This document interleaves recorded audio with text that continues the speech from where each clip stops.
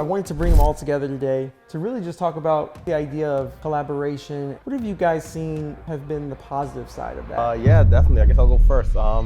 We're joined by 4 profitable traders to talk about scalping. The big problem with oversizing is not really oversizing itself, is the reason behind why you're doing it. When you oversize because you're trying to compensate off of lost trades that came before the big oversize, that's when you can get in trouble, because 500 shares in a stock at 50 cents is not the same as 500 shares in a stock at $25. So you have to also plan and think about how you want to manage risk with share size, so that way you never really oversize. Hesitation is the biggest problem for me. I would see something I like and think about it for too long, and then the entry that I'm trying to get, I'm getting slippage because the actual entry is already gone, and then I'm selling it immediately because I didn't like where I was getting in, so then it's just ripping without me, and then it can snowball. If you're having a bias coming into the market, you're gonna get destroyed. You know, what I'm curious about, since I have all of you in the same room and y'all focus on scalping, what mistakes come to mind for new scalpers who are going to try scalping? Wow, this number really blows my mind. Over 75% of you who watch the show regularly are not subscribed. If you enjoy the show and want to support us, the easiest and also free way is just to hit that subscribe button. This will help us find new and better guests, and I promise you to continue to work at making this show better and bringing you more value. Welcome back, everybody, to Be the Trader. Today is going to be a great day because I'm sitting with a group of traders who hang out regularly, and they do trade a certain style. And it's all very similar to one another, but they also have their own unique nuances to executing the style, and that's all about scalping. So I wanted to bring them all together today to really just talk about, start off with just the idea of collaboration and working with other traders and being with them. Like, what have you guys seen have been the positive side of that? Has there been like any positives, and if so, what was it? Yeah, definitely. I guess I'll go first. I mean, there's been a treasure troves of great things that came along with networking, reaching out to new traders and hanging out and, you know, studying together and just growing together. Because in the beginning, when it was just only me, you know, being like the biggest trader in my chat room, it felt like I knew everything and there was not that much more to learn, you know, making $100 a day. But here comes Marcelo, here comes Tim, these guys who are then making $500 a day after some time. And before you know it, it lets you realize like, hey, there's much more that can be done. And before you know it, one thing leads to another, you start pushing more. There's actually a lot of healthy competition between the guys, and you start to just excel to new heights, new levels. Because when you're in that bubble, in that box, a lot of the times, you don't really know what else is out there. Even the world of Twitter sometimes is pretty good in terms of just seeing what can be done. You know, guys who are like doing some insane numbers. So there's definitely a lot of pros that comes with networking and hanging out with people, study sessions, study groups, all those small things. Yeah, I would say the similar for me. It changed everything once I started actually networking with other traders, because I was such in my own bubble that I didn't even know really a lot of other styles, or some of the stuff that I was thinking about, other people are thinking the same thing, but I didn't know because I wasn't, you know, once I went on the first trip with other traders, I was like, okay, they're seeing the same stuff I'm seeing. And it's just like more confidence for me, and validations was huge, yeah. I like that you say healthy competition, but I also was curious on what happens whenever someone has like a rough day. Like, do you see a lot of support from one another? Like, how does that work? And is there any importance to that, you feel? Yeah, definitely. I mean, even today we can go into the chat room and see that there'll be traders who are red, and usually there's always a lot of reassurance from the group. And I think one of the better parts comes from those review sessions with each other, where, you know, even last night we ended up having one where we can see small key things that can eventually help you to adjust or make an improvement to then become better for the next day.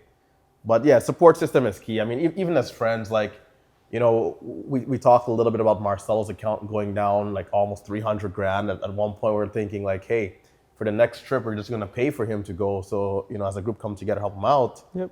Because he doesn't have access to his cash, you know? So there's a lot of ways where the team house like helps out each other, support morale, those type of things.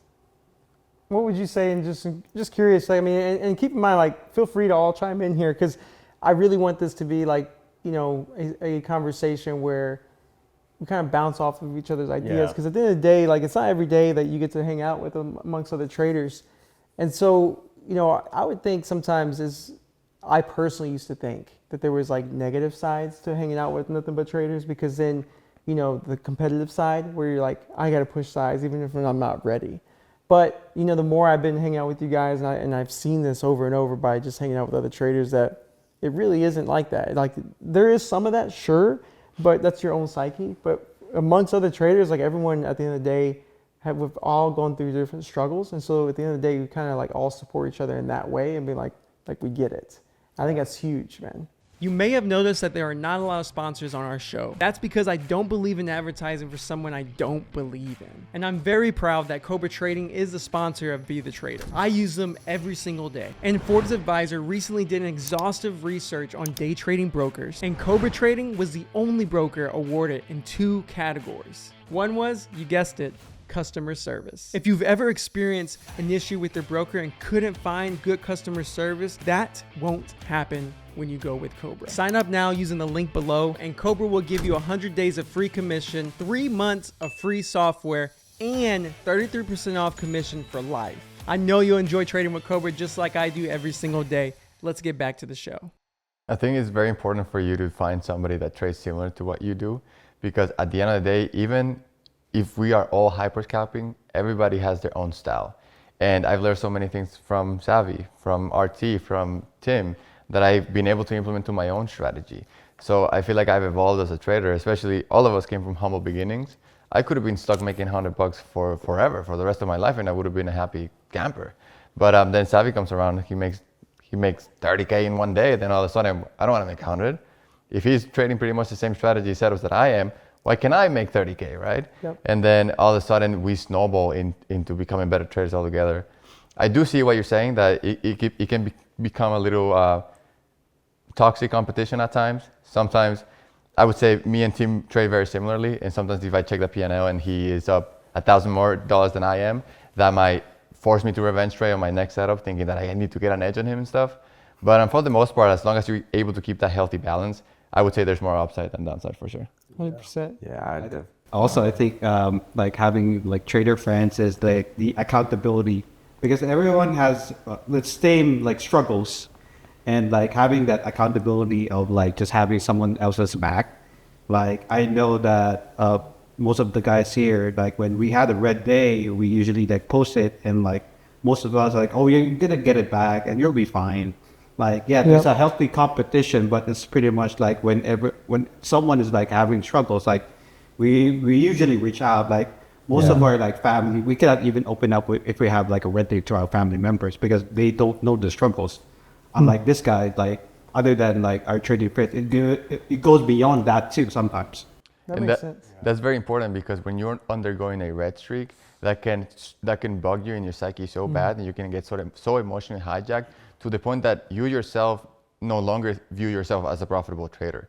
You think that you lost your edge, you think that you don't know what you're doing, you think that you're never going to be able to be a proficient trader, because you're so badly drowning in emotions that you no longer see clearly. But then you have somebody that is seeing from an outside perspective, is like, bro, I've seen you trade for the last 3 years, you'll be fine.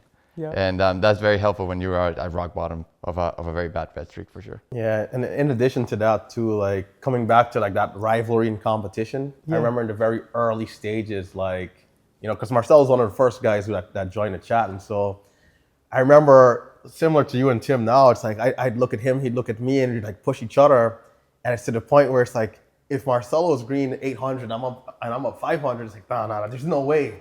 Tomorrow I have to make sure to beat him, and then this guy just went crazy, right? And you know, to the point now where his P&Ls are like just going insane. So, but I think ultimately at the end, what really like brings you back to your center is like understanding like everybody's role is a little different, right?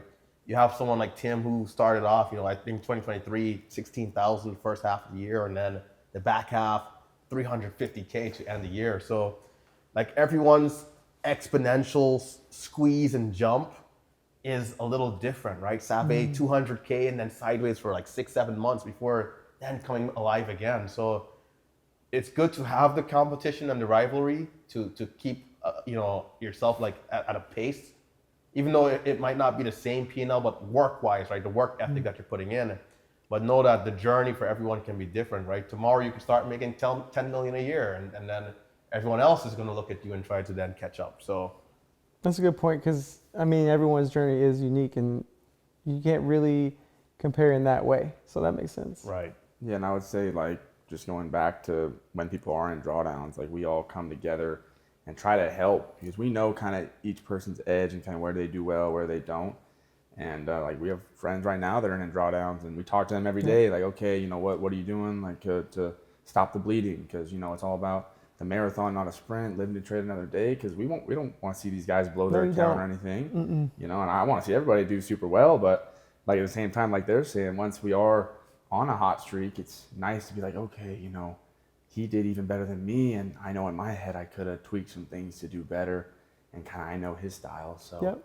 That is nice though, because if you can see, especially when you're in the same similar style, like you said Yeah. earlier, like I think that's a key component, because then you can really see how different styles in the same category can also exponentially grow, and then it also gives you even more ideas of how you can do it in your style, which is really cool. Yeah, because if we are all red, like our entire chat room, Well, then you know every something's day going- for weeks or months, then there's a problem, because then something is up. Like, Wait, I'm curious about that, because y'all hang out a lot. So like, and y'all trade together, and so I'm curious, like, is it ever like that, where everyone's red for a couple of days, and is that a sign to y'all? I'm just curious. yeah, it's never really happened. I mean, there's been points where maybe like half of people might have ended red, but Sure. we've never had instance where everyone is red. Yeah. Especially throughout like the multitudes of stocks that might come in a day. Some people might start earlier pre-market, some people might go later into the day.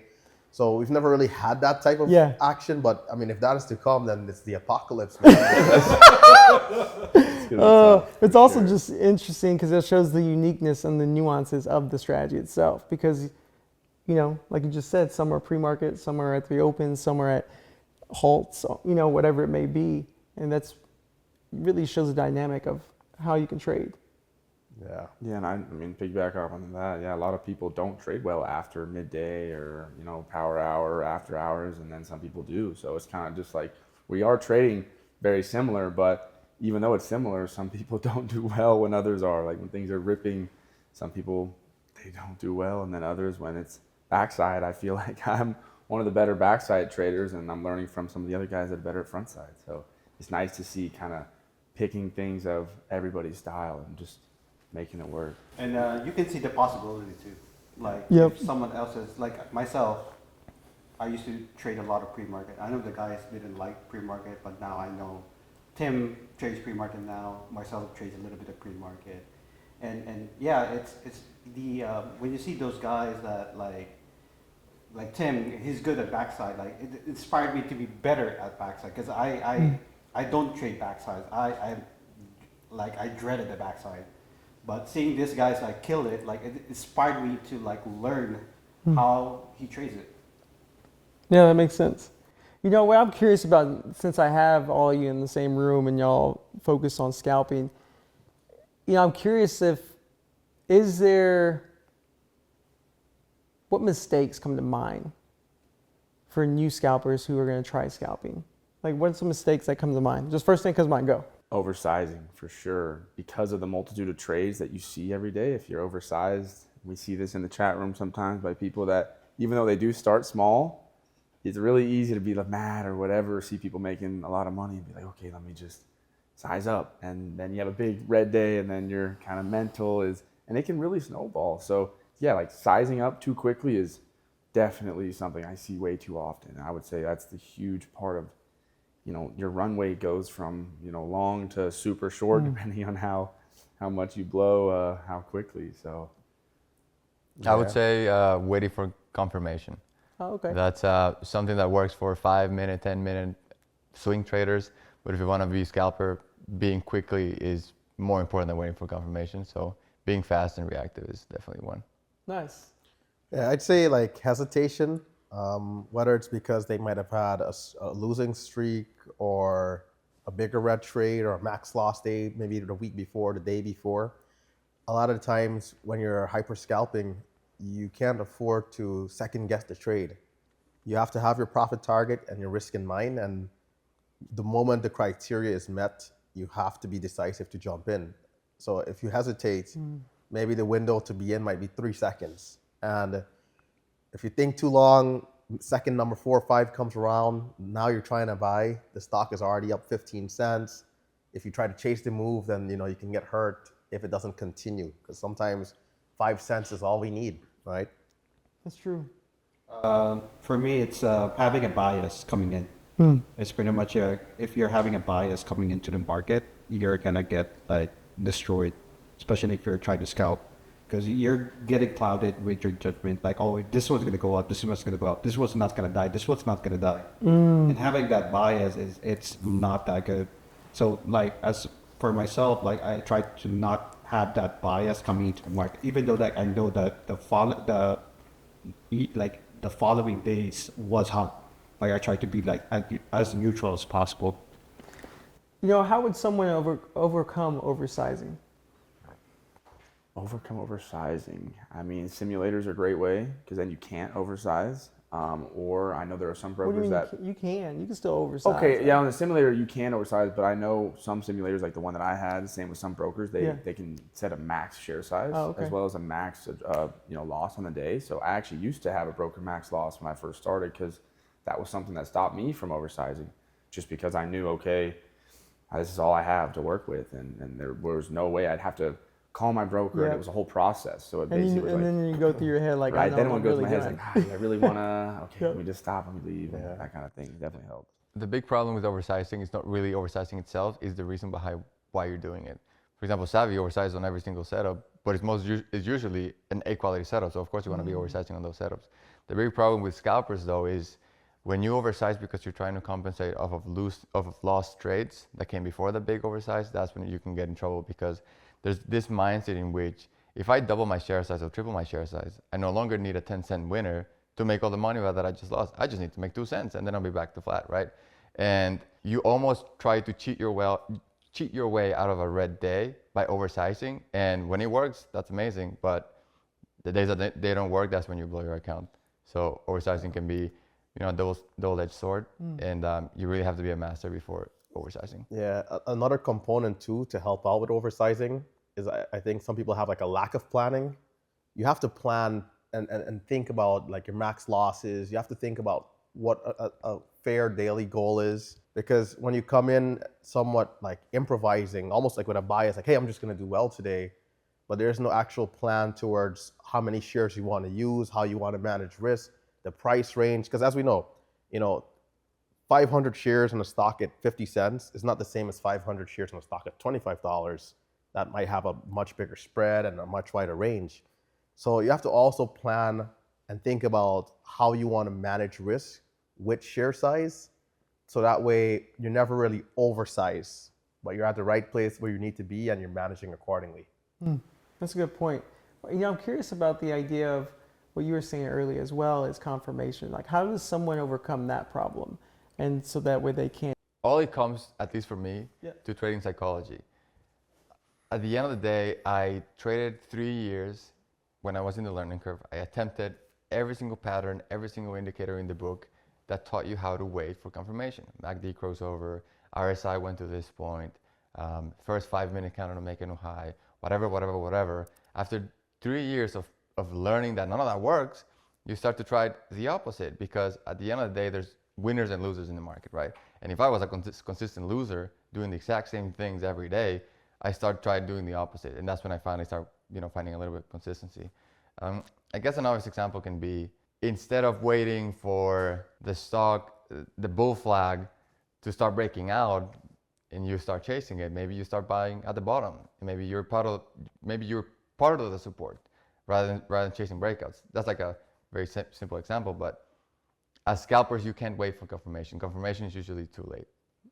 So, because I'm sure people are going to struggle with the idea of trying to pull a trigger with uncertainty, right? That's really the problem, right? I like to think that when we trade, we have like a little angel and a devil in our shoulders.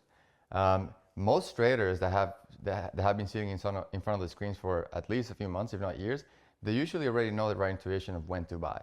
But more often than not, we second guess our intuition to jump in because we have this little devil, which is fear, telling you to no, not do it. This is going to be a losing trade. Like, look at the RSI, look at the MACD, don't do it, no, no, no. And all of a sudden you hesitate for long enough, those few seconds go by, and it was the best trade of the day and you missed it. And then a domino of errors start to fall apart. Then you chase, you become a victim of FOMO. Then you start buying a strategy that you never used to do before. Now you're short selling, you're completely out of the scope of hyper scalping. So I like to say that trusting your first gut feeling is usually the way to go, at least for micro scalpers, because there's no time to hesitate, right?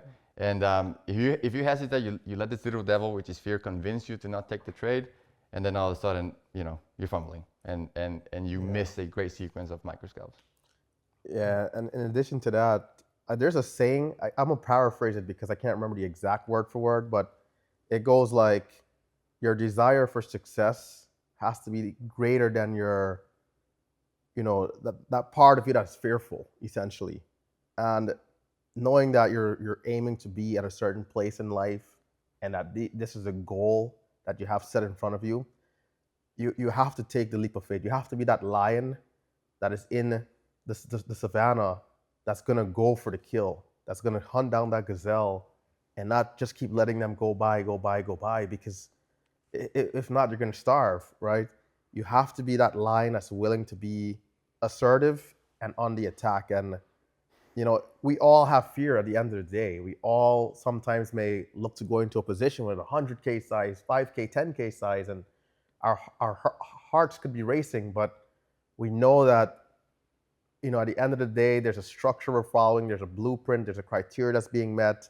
Despite going in a little heavy or going in at all, we have to do it. We have to take this course of action to get to a positive outcome.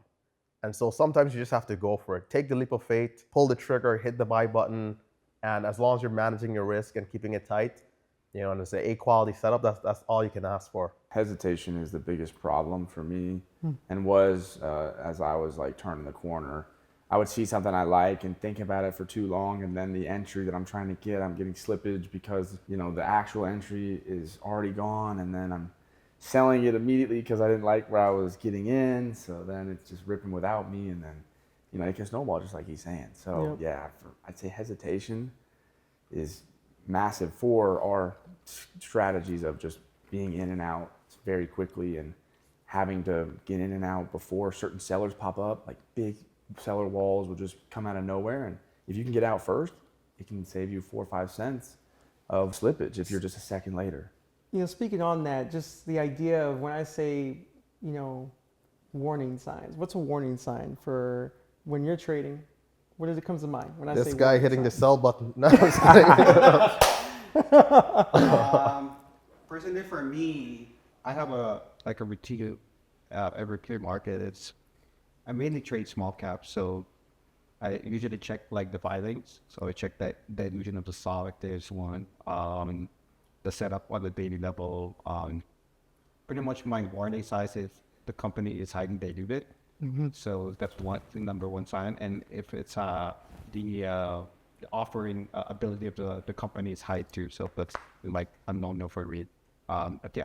Because you're long bias mostly? Yeah, I'm only probably 90% long. Okay, that makes sense. For me, a clear indicator that the tide is shifting is breakouts starting to become tamer and tamer. So I've discussed this a fair amount. I like to trade when short sales get squeezed, right? And I'm a breakout trader. So every time I see breakouts go from 30 cents to now the next breakout was only 15 cents, and then the next breakout after that was only a 2-cent breakout. For me, the breakouts becoming more softer and tamer is a big indicator that we are hitting the highs of these moves, and short sales are getting ready to get back in because they're no longer getting squeezed. When a short gets squeezed, you can almost see the market orders of short sellers covering, and in that sense the stock jumping and bursting like 30, 40, 50 cents at a time. Yeah, it's nuts. Once that starts to tame off, that's when I like to step away because I feel like the tide's about to shift. So breakouts becoming smaller and smaller, it's usually a red flag. I would say for me, it's that feel that I get when a stock is like getting near those highs, but I can still feel like it's like this thing's super heavy. Every time it tries to come up to this level, it just doesn't break. It's like sellers keeps coming in. I'll be like, okay, this thing plus potentially how extended it is on the 5 minute, you know, maybe it's up 150% and it was just up 75. So kind of look at that. And yeah, if it's getting heavy for us, we know probably a flush is coming. So kind of hands off, we can position ourselves near the support, maybe look for something else. Like he was saying, dilution is a big thing. Sometimes these stocks will go right up into where they have dilution. And then you're like, okay, maybe it's the company selling, that's why it's not moving. We kind of had that situation just yesterday on CRVO, where this morning he was looking at the dilution and telling me that they had a lot less dilution than the previous day. So it's just one of those things that's nice to keep in mind. And I didn't do that much myself until I started hanging out with That's these a guys. huge right? benefit. You know It's what I'm massive, saying? Like yeah. everyone has their strengths, Yeah. and that's something. Yeah. I'm glad you just hit on that, because that's something that I chat with my own friends and traders Yeah, and 100%. on a regular basis, and you start to pick up on things of like, this guy loves research, this guy loves technicals, this guy's always looking at the big picture, always talking about it, and all of that starts to give you like trustworthy shortcuts, if you will. Yeah. And also because you build trust and you start to learn like, okay, he's been saying that every time he trades, and that's pretty accurate. So let me hear him out next time. So that's awesome. Yeah, and so, you know, in addition to what you just mentioned about big picture, another tip is to keep an eye on the overall market, because sometimes what the SPY and the NASDAQ is doing is also relevant in our world. Now, small caps don't go as hand in hand or trade as much in tandem with the overall market, like the tech stocks, the big tech stocks, but there's still a correlation. And when we're seeing a lot of weakness and a lot of uncertainty in the overall market, sometimes we tend to see money coming out of small caps. So what that will look like is lower percentage gainers, less liquidity, less volume overall, less total volume. And as a result, there's less volatility. And so that really tells us like we have to be very quick about getting in and getting out, taking our profits, not overstaying our welcome, and potentially leaving early on most days. That's actually a really good point.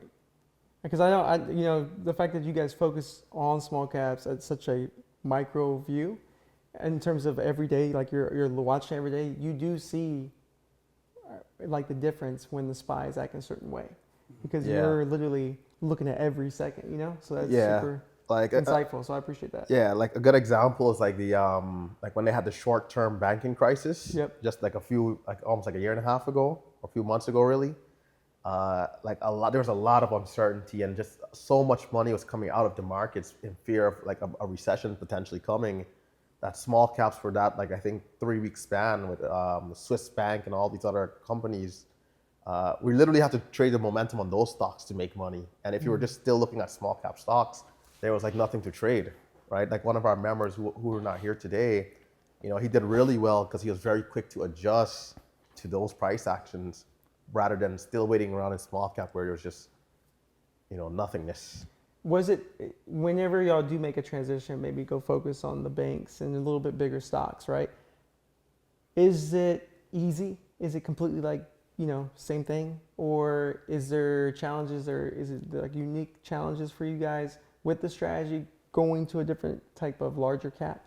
I'll let the guys go out, but in my experience quickly, I think because those stocks become so volatile, despite having like bigger floats and maybe being higher price, sometimes there are parallels which we can then utilize to get our edge. But other times it could be a little tricky, and you know, that's where we have to really be careful about sizing, and even maybe just being hands off on the sidelines. But Yeah, I was about to say, I mean, we just had recently this big 10% drop in the SPY, and small caps have been pretty weak. So some of us have tried to, you know, trade the large cap momentum, because that's where a lot of the guys, probably the big whales in the small cap land, are moving towards, because they see the opportunity just like we do.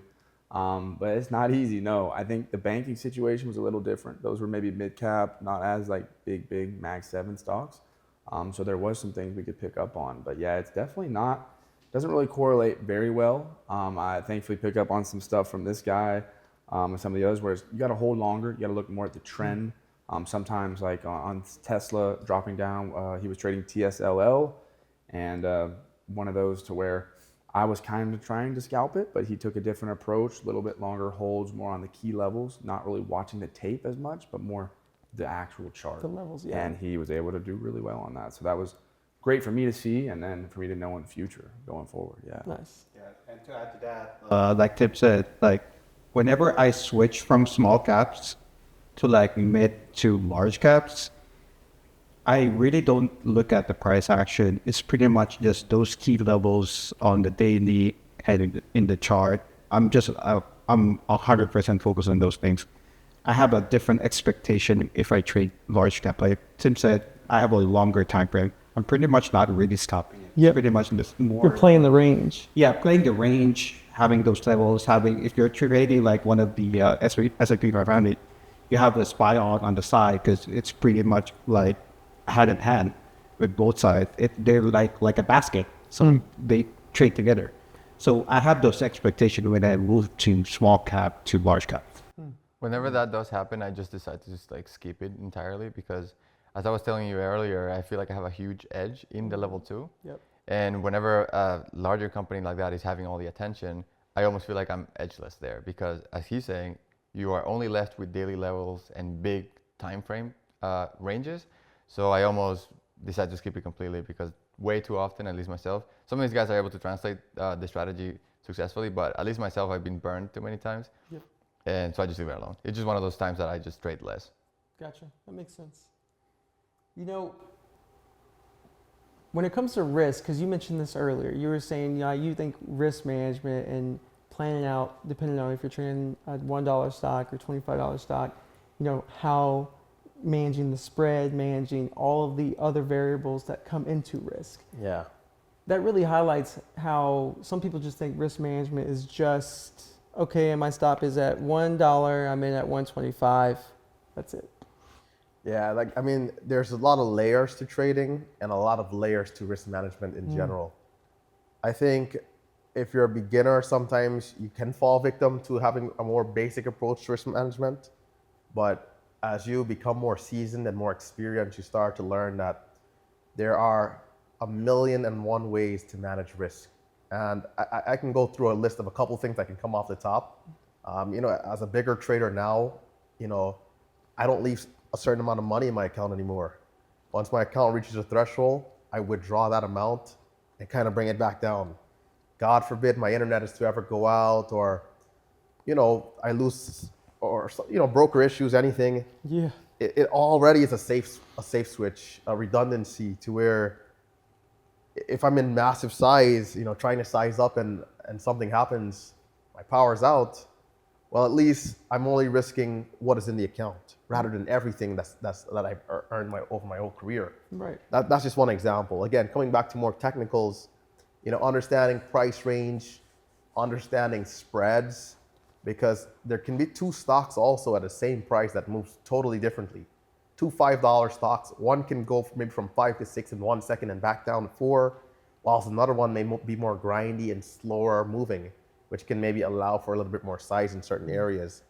And the one that's whipping up and down, which is similar to a stock we actually had today, you have to understand that, okay, maybe smaller size, being a little lighter on the feet, maybe floating like a butterfly, trying to sting like a bee, and not be too heavy because the range is so wide, the spreads are so big that a lot of your limit orders might not be able to fill. If you're using market orders, you can get fill on the ask, and the bid price is like 30 cents lower, and it's like you're immediately down 30 cents just getting into the stock, which can be very detrimental if you're looking for a move up. That's, that let's say it's 50 cents. It ruins your risk to reward and your profit loss ratios. So there's definitely a lot of things to consider. Also, market trends, hotter cycles versus colder cycles. The market isn't really on a calendar per se, it's more cyclical. But just noticing like, hey, like this has been working X amount of time. Let me try to exploit it until it cools off a little bit, So there's definitely layers to managing risk. Yeah, I'd say a huge thing for me and on a lot of stocks you trade, especially the high momentum ones, there's a couple candles in the chart that can basically, especially for us, we're taking base hit after base hit after base hit. With that one candle, a lot of times that can ruin all the base hits, take you back to square one. And there are some tell signs on that. It's like you probably know it's more extended. You can see it, like we were saying earlier, getting heavier, or maybe it comes into those levels that maybe it has dilution, or it comes into a daily level or something. And being able to not either size down or not, like hands off for a little bit, you see it drop, and maybe you're trying to take the dip on that drop, maybe you still lose a little bit, but you're not catching that full red candle, is really huge. We see that in the chat room where guys have a big day and then they're still oversized up there and they ruin the whole day in just that one trade. And then, you know, there's not much. A lot of times after that, that's like that kill candle sometimes too, where it may not curl back up and then there's no way you can make that money back. So you're just going to have to try your best to not go on tilt and go to the next day, right? Yep. You know, what I'm curious about is, do you guys ever use or consider, when it comes to just scalping, small caps, okay, just focusing there, of daily levels on the chart? Do y'all care anything about daily levels or any technicals at all? Or y'all mostly, I know you don't, I know most what you explained, but I'm curious for, you know, do y'all use them at all or even look at them, even to see where they're at? Just curious. Personally, for me, I do. Okay. Yeah, I check first the daily level. I check any the high volume daily levels where it failed, what levels they failed, which on the daily level also is like where it kind of like hover around. There's maybe some bits like in a certain level.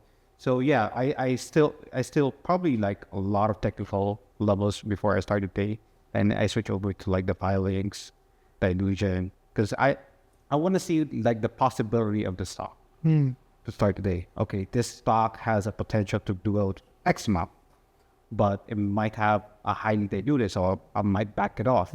So yeah, for me, I still check the technical levels, the daily levels, pre-market highs, and or if it has an exercise price, if it's diluted, I'll check those price too. Right. Because like some of these companies, they go to the certain amount of that exercise price and they start selling there. And also some shorters also look into this like price access, and they're probably going to start there. So yeah, seeing those levels for me is highly important. Anyone else? I would say, yeah, I mean, I don't do as much daily levels as this guy here, but I'm trying to get more into it because I feel like as we try to size up more, it's more important to see daily and the dilution. But yeah, I'm more like Marcelo. Like he said, we trade very similar. So I get so tunnel vision that there are days, and they were saying that yesterday, I didn't check the daily at all. And then they were saying, oh yeah, that's basically a gap fill. And what do you know, the high day was $7.50, $8 around that range, which was the gap fill. So it's definitely good to know, and I'm trying to get a little more into it, but at the same time, it hasn't exactly hurt me too much. Are there other trades where you don't, since you don't look at it, that someone else does and they don't trade it, but it keeps going? You know what I'm saying? Like, there absolutely could be situations like that, right? Curious. So where that would make me scared, and now since I'm not having that daily level in my mind, I'm still just like, you know, perma bull, like this thing's gonna just keep going. And, yeah, but I mean, like if you're trading it well, though. Exactly. Well, that too. Yeah, exactly. I'm trading it well, then there's no reason for me to not. To not some trade reasons, you're right. Like you would stop thinking it's too high, and you miss out on a lot more profit. Right. I don't know. For me, I'm on the same boat with Xavey. I think it's always key to keep an eye on the daily chart, even if it's just a brief summary. And going back to like the higher volume days, I think it's really good to keep an eye out for, because a lot of times what we notice is that short sellers can sometimes look to short against those previous levels of weakness. Hey, this stock did really well 3 months ago, but then had a massive topping wicks, or daily charts where there's like topping wicks on every single big green day that the stock had, and it just rejected and gapped down. All at the same level. So yeah, so it's always good to know, and it could be beneficial for us, not only knowing that it could be potential resistance, but when the stock also breaks and holds above those levels, it can then turn to support on the daily, and maybe we can see some capitulation and follow through. Yeah, that's a good point. Another key thing that you can do with the daily is, other than looking at exact levels, you can also get a taste of the personality of the stock. Because for example, if you have a former momentum stock that every time it gaps up, it ends the day red, you need to have that in mind. So that's how it is. Risk. Right, exactly. Yeah. But if it's a form of momentum stock that every time it goes green, it actually has like 2 or 3 days of continuation, then you keep that in back of mind, and then you might be more aggressive on the next setup. But it won't influence you to stay bullish if you see inaccurate action on the, which you guys use as, what is not the level 2, but? Ladder? Yeah, ladder. Like, because that's what you base a lot of your decisions on. Am I incorrect there? No, yeah. Both level 2 and ladder. Yeah. Okay. Yeah. Okay. Mainly level 2 for me, some more ladder. So like, you know, if let's just say you do see, for the ones who do put a little bit more weight into, let's say, dilution or the daily levels, if you're trying to do that, I know mostly not right this moment, but if you are, are you letting that stop you from continuing to ride that ride all the way? Like if you see dilution at 60 cents and you're in at 50 and it's working and everything else looks great, like, are you going to let that influence you, or just curious? Like for me, actually, it's one of my my struggles because, like I said, I had it to. Like I said, it's like if I see a daily level or like it's high, there's an excess price. Like this thing shouldn't go up at this price. So I'm planning a little bit of it, but like RT was saying, well, if it held that level, and maybe I should adjust my expectation to the stock, and maybe I should give it more time. It might go up like $1 or $2 more. Yep. So having that quick sense of like shifting your bias and everything, it helps, especially if you're gonna do like scalping on a long term. Makes sense. Yeah, and for me, I think like I always want to utilize the daily chart as a parameter of just confirmation. Let's say, if I do see that the stock is broken through a certain barrier that was like listed as that resistance, I definitely want to continue being aggressive. And so reading the story the market is telling, if we do come up to a key level, let's say, hey, $10 was resistance twice for a double top, and stock has rejected that over the last 4 months.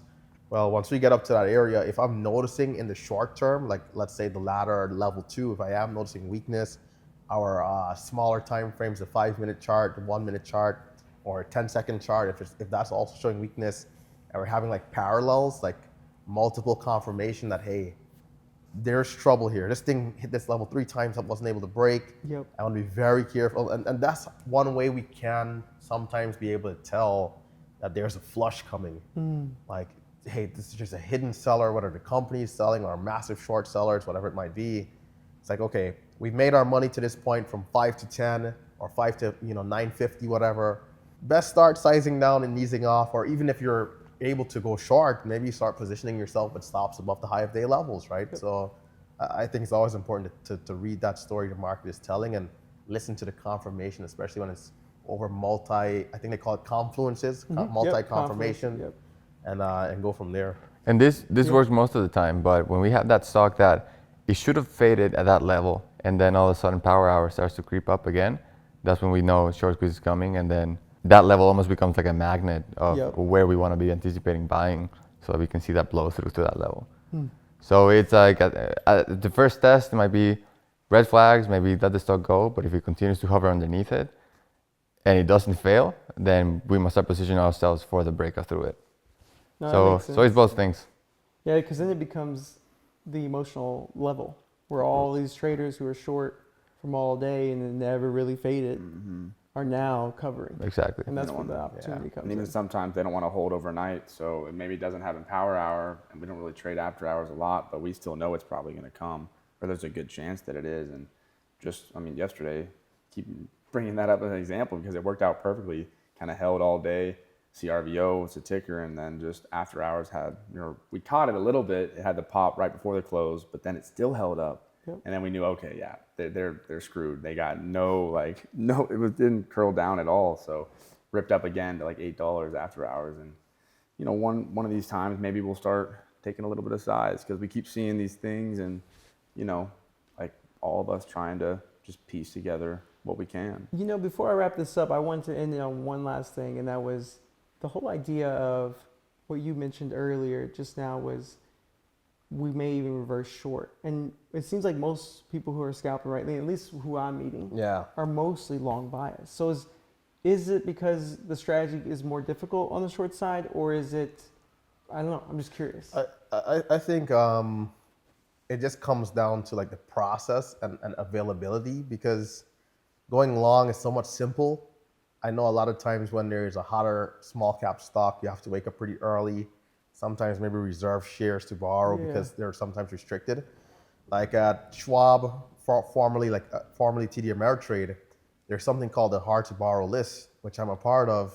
So if there's stocks that do have shares available, I will have access before the normal client will have access to it. But a lot of the times, being that I'm a long bias trader and I'm with that platform, it's harder to find shares. And there's a lot of areas even within this style of scalping where the stock has popped up 30 cents and I know it's extended and we should pull back at least 15, 20 cents, where I try to go short every time, but it's rejected order. Gotcha. And maybe only 1 out of every 10 to 20 times where I get the fills and get a decent trade. So I think access is a part of it. Yeah, for sure. I mean, 99% of the small caps, and I've even tried to short myself on Guardian and some of these other brokers, they either have no shares whenever I'm like waking up to trade at market open, Yep. or it's ridiculous prices. Like, I And mean, you're like, I can you trade know, free, bro.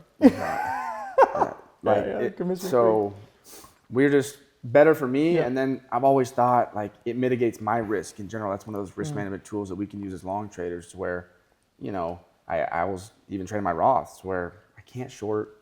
I can never lose it all. Worst case, I have like a blowout green or red day on the long side, but you know, I'll still be okay.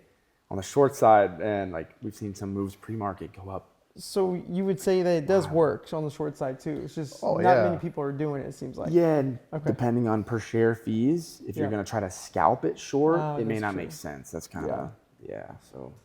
To me, Well, go ahead. to me, the answer would be, even though within our community everybody goes long, I think most traders aspire to be short sellers. And in my eyes, it goes back to, again, trading psychology. 9 out of 10 traders fail. And if everybody, as a beginner trader, is attempting to short, I feel like it almost makes sense to be on the other side of their trades. Yeah, that's a simple and good point. But look, man, real quickly, just say where they can learn more about you. And that way, because I know multiple people watching this are going to want to learn more. So if you don't mind, just laying real quick where they can learn more. I have a small YouTube channel called Mighty Stocks. I post daily recaps, so check it out. You can follow me on Twitter X at Trading with Tim, or Discord Trading with Tim. Yeah, so I'm Relentless Trader. You guys can follow me on any platform. But if you are on YouTube, I do live stream every day around 9:15 a.m. market time. And I have Twitter or X. My handle is MXBay Trading, so you guys can follow me there and shoot me a message at the end. Awesome. Well, look, I appreciate y'all so much being here and answering all these questions, because I know so many people are going to get value from this, especially people who are interested in scalping. So thank you all of you again. Thank you for finishing today's episode. If you're watching on YouTube, please leave a comment below of one of the takeaways that you are going to implement into your own trading. And if you happen to be listening on a podcast platform, go ahead and leave us a review and let us know what you enjoy about today's episode, because that does go a long way in helping us continue to grow. Again, thank you from the bottom of my heart, and I look forward to seeing you on the next episode.